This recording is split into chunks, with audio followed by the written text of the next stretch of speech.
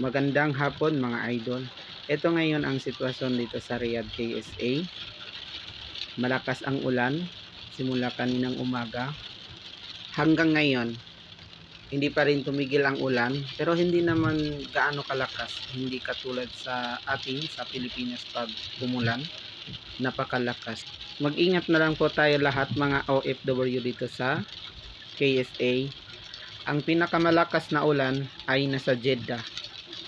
Yung marami kang makita na na baha, yung mga tambak-tambak na kotse at saka yung kalsada na na stranded na sobrang baha, hindi na pwede madaanan, ang daming nasirang sasakyan. Nasa Jeddah po yon, hindi dito sa Riyadh. Ito ang Kingdom Tower dito sa Riyadh. Malinis pa rin po yung daan kahit umuulan, napakaganda sa hapon. Pwede kang gumala sa hapon, konting ingat na lang mga idol. Unang-una, madulas yung daan at saka baka bigla na lang umaha yung daan.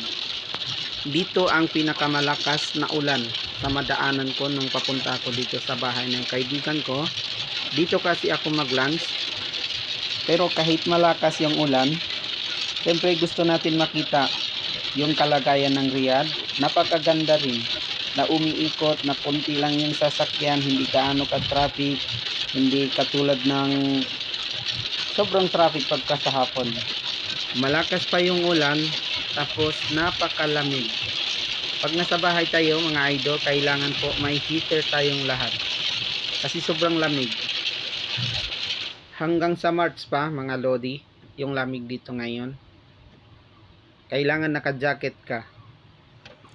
Ito ang daan na tinatawag nila King Abdullah Road.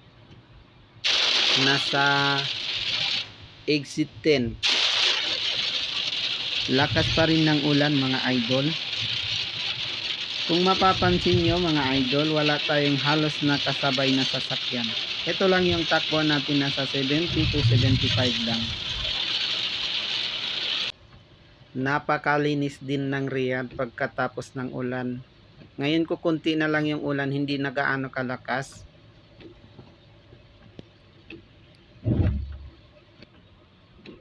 Napakaganda. Ito ang signboard ng Riyadh. Itong daan na to, yung tinatawag nila na King Fahad Road. Ito ang center ng Riyadh.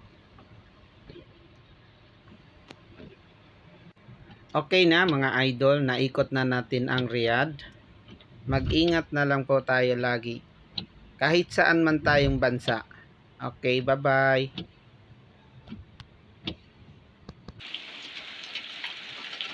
Yellow.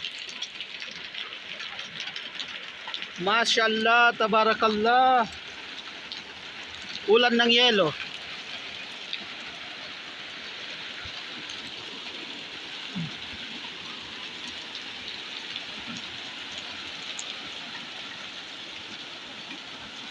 Kaya sobrang lamig. Ayan, nasa bubungan ng kotse natin. Yelo yan. Kasama yung yelo sa ulan.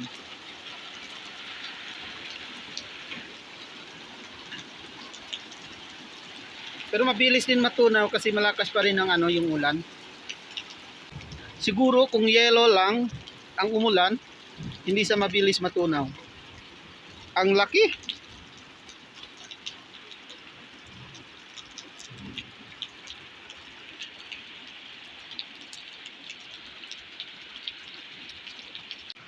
Lakas ng ulan.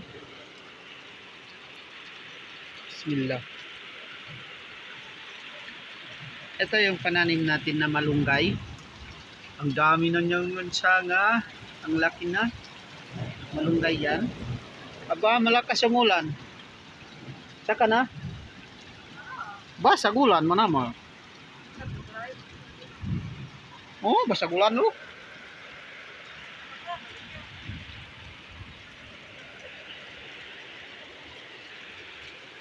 Lakas ng ulan, grabe.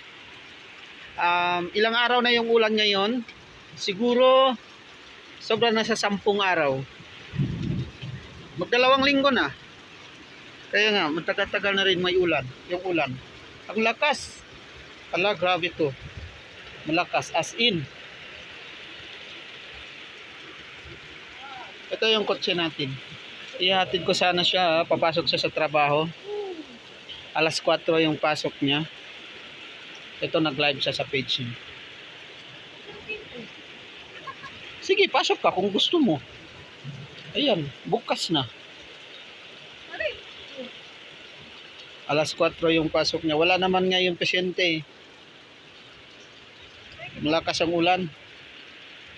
Sige, sarado mo. Pinto. Papasok siya sa trabaho. Ang lakas ng ulan. Hala. Bismillah. Ito yung yung bahay namin sa eskwelahan. Dito sa Riyadh, KSA. Lakas ng ulan. Sige. Pasok ka na. Ayun, pumasok na sa ulan.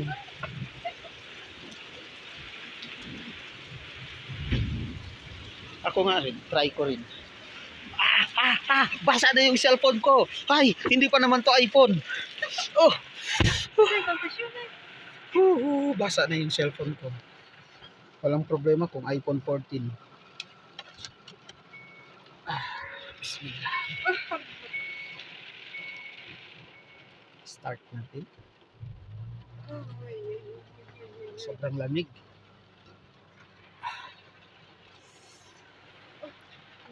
3:42 PM. Yung pasok niya 4 PM. Lakas ng ulan. Yan yung yung malunggay natin. Malamig.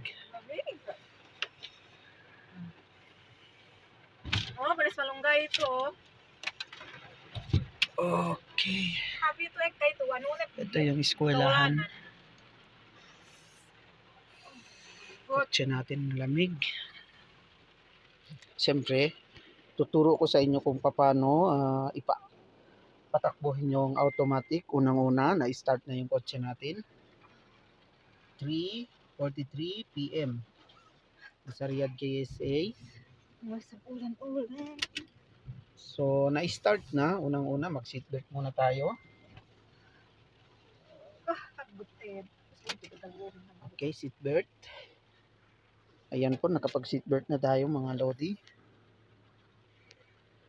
Ito, basa ako. Malamig. Juggle lang yung yung gamit ko. Power. Tapos ito, una-una, 'di ba naka-handbrake pa tayo, handbrake pa niyan.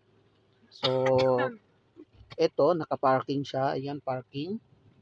So, unahin natin ito. Okay, nasa N. Tapos handbrake. Tapos atras. Camera. Light camera action.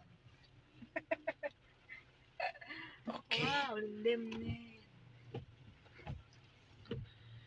Lim guys. So ngayon kailangan tayo mag-aircon kahit malamig Nakita niya yung kasi nakita mo yung glass ng kotse natin na hindi siya malinaw. nang nga na ni wifi po kundi sa Wait. Pasukan kita ng wifi. Wala na yung wifi. Okay.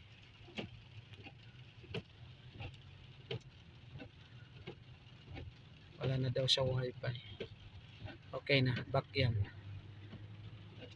Hold muna natin kasi hindi masyado malinaw yung yung daan, hindi natin halos makita. Hold muna natin.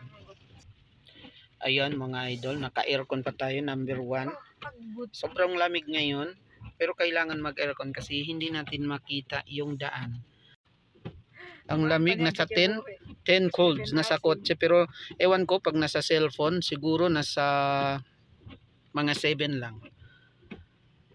Ayan, nag-open na yung camera natin, yung yung traffic light. Pinunas-punasan na niya yung kasi hindi malinaw. Pero naka-aircon na tayo.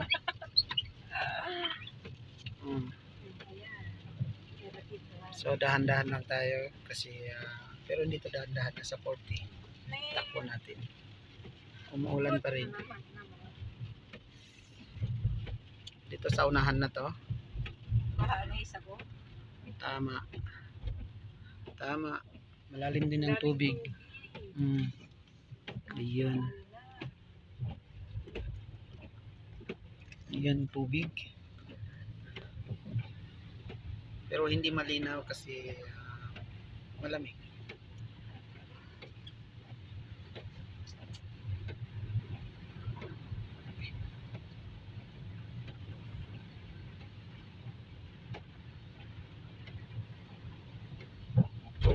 Oh. Ay, biyahin kayo dito. Mandi na pinanday lagi. Pinal din eh, pero pan din eh. Pandi. Oh, pinandi kita, wala pandita isaw. Ayan, medyo malinaw-linaw na yung daan natin kasi clear na yung salamin ng kotse natin.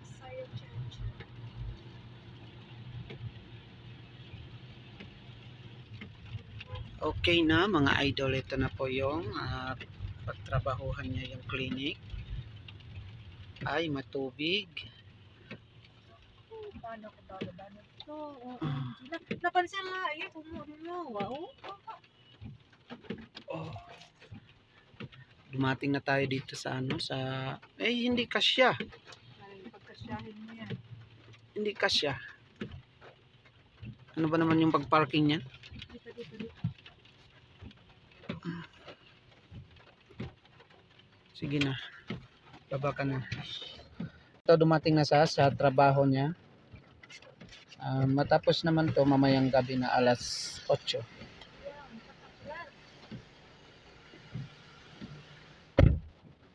Okay. Okay na mga idol.